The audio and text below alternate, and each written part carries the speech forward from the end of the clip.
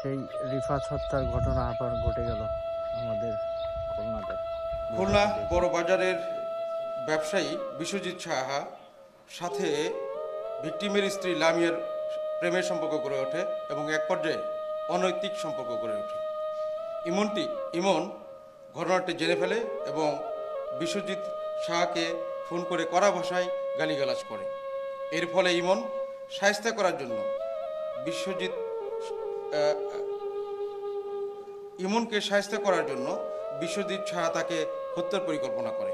পরিকল্পনা বাস্তবায়নের জন্য তার ব্যবসা প্রতিষ্ঠানের পূর্বের কর্মচারী নাইম এবং আরেক ব্যক্তি মুন্সিকে ৬০,০০০ টাকায় ভাড়া করে। ঘটনার দিন সকাল 8:30 ঘটিকার সময় তিনি, নাইম এবং মুন্সি ট্রাক স্ট্যান্ড কাঁচা বাজারের সামনে উপস্থিত হন।